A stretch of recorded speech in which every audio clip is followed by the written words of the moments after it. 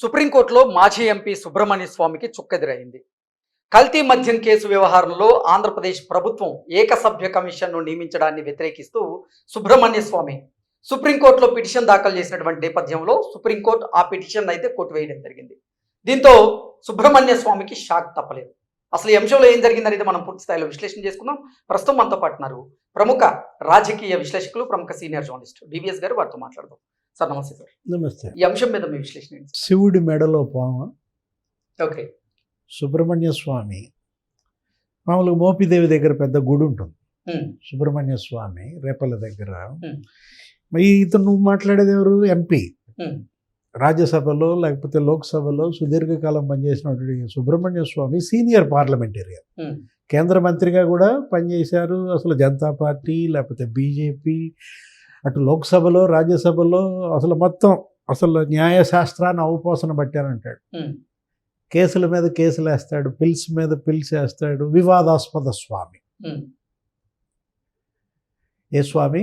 వివాదాస్పద స్వామి. జగన్మోహన్ రెడ్డికి బాగా అద్దొస్తున్నాడు. అంటే ఇన్నాళ్ళు మాట్లాడినటువంటి సుబ్రహ్మణ్య స్వామి మహాప్రసాదం, లడ్డు కల్తీ, నెయ్యి ఎప్పటి నుంచి జరుగుతోంది వివాదం? అసలు దాని మీద అరెస్టులు అయ్యారు, లేకపోతే అసలు ఛార్జ్ షీట్ కూడా సబ్మిట్ చేసింది. ఒక 11 పేజీల నివేదిక రాష్ట్ర ప్రభుత్వానికి ఇచ్చింది. కూటమి ప్రభుత్వం ఏర్పడిన 20 నెలల్లో అడ్రస్ లేని సుబ్రహ్మణ్య స్వామి తాజాగా తెరపైకి వచ్చాడా తెప్పించారా? ఓకే.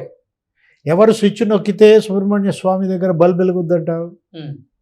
ఆంధ్రప్రదేశ్లో ప్రభుత్వ మార్పిడి జరిగి కుటుంబ ప్రభుత్వం కొలువు తీరిన తర్వాత ఈ కల్తీ నెయ్యి కేసు వ్యవహారం అనేది బయటకు వచ్చింది.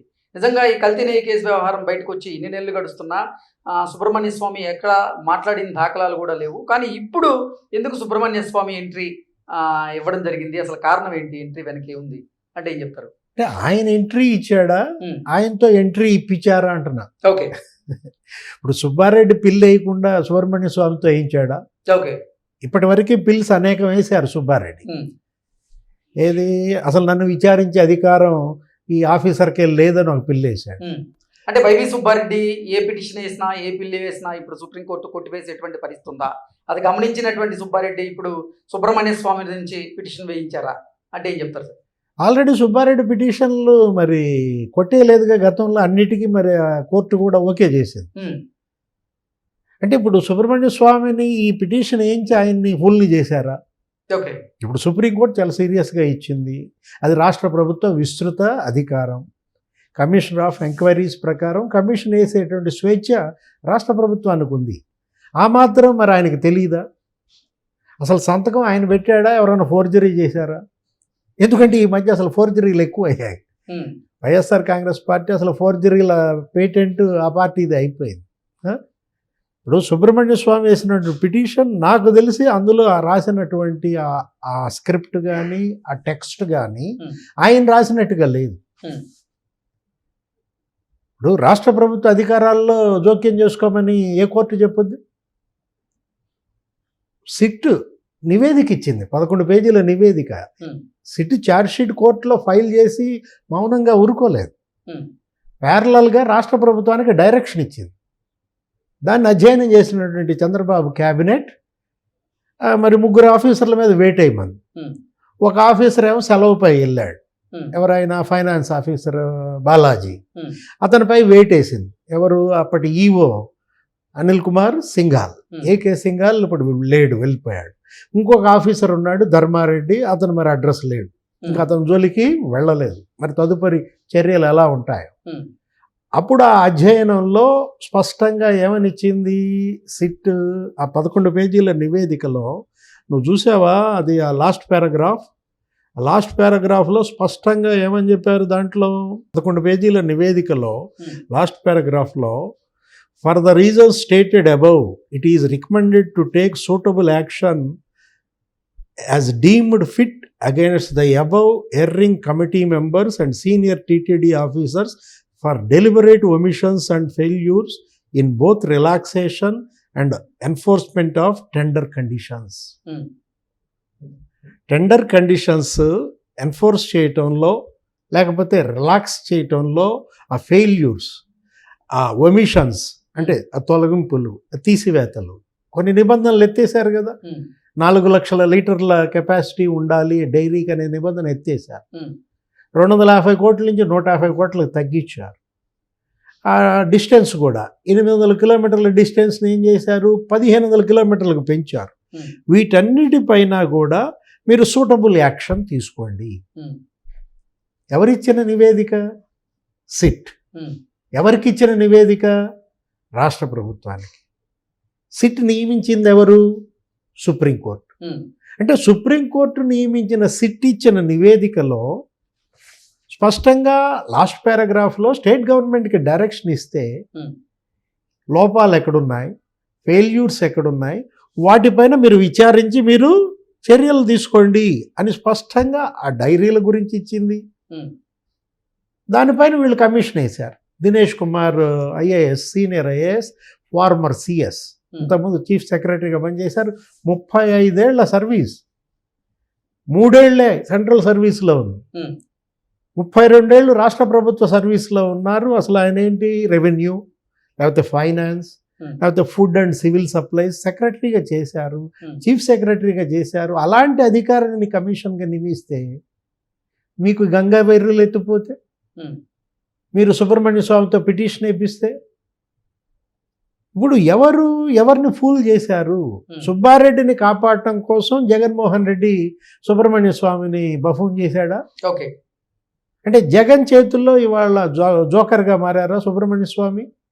అంటే సుబ్రహ్మణ్య స్వామి జగన్మోహన్ రెడ్డి సంబంధాలు అదో పెద్ద ఎపిసోడ్. జగన్మోహన్ రెడ్డి సీఎంగా మనం చూసాం 5 ఏళ్ళు. ఎప్పుడు ఆయన పిలిచిన ఆయనకు స్పెషల్ ఫ్లైట్, తిరుపతి వస్తారు, అక్కడ దర్శనం చేసుకుంటారు, అక్కడి నుంచి నేరుగా గన్నవరం దిగుతాడు, జగన్మోహన్ రెడ్డి ఇంటికి పోయి కలుస్తాడు, మాట్లాడుకుంటాడు. సరే, what ever it may be. అవి ప్యాకేజీలు ఉంటాయా లేకపోతే ఇంకేమైనా ఉంటాయా? స్వామి జగన్ లింకులు, సంబంధాలు ప్రపంచం మొత్తం తెలుసు, దేశం మొత్తం తెలుసు. వాటి గురించి మనం మాట్లాడాల్సిన అవసరం లేదు. అంత మాజీ కేంద్ర మంత్రి, లేకపోతే అనేక విధానాలు ప్రభుత్వపరమైనటువంటివి, ఇలాంటి పరమైనటువంటి వాటిపైన కోర్టుల్లో పోరాడాడు, అనేక పిల్స్ వేశాడు.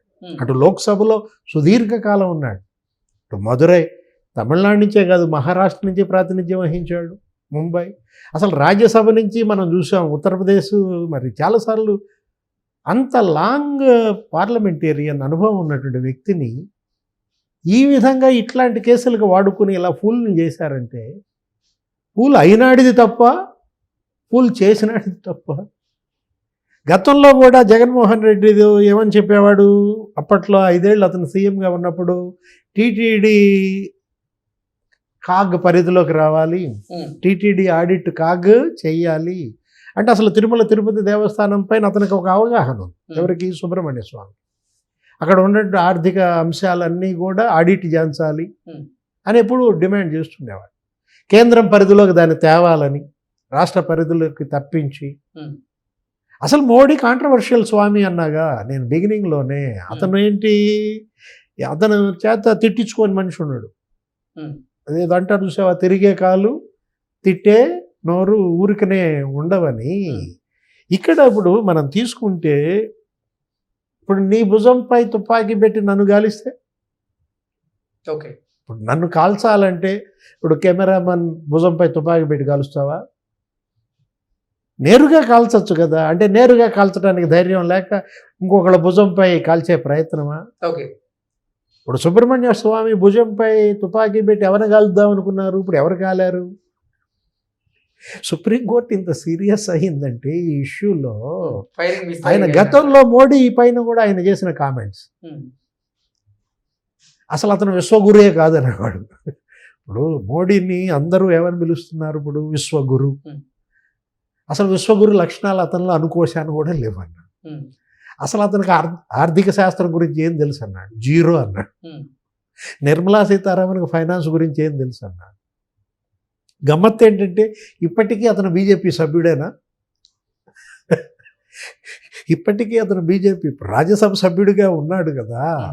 అంటే ఇప్పుడు బీజేపీతో స్వామి సంబంధాలు ఇంకో ఎపిసోడ్ మాట్లాడాలి మనం. ఒక ఎపిసోడ్ చాలదు. ఇప్పుడు జగన్తో సంబంధాల గురించి మాట్లాడాలంటే ఇంకో వీడియో చేయాలని ఎట్లా అన్నాను. ఓకే. అతను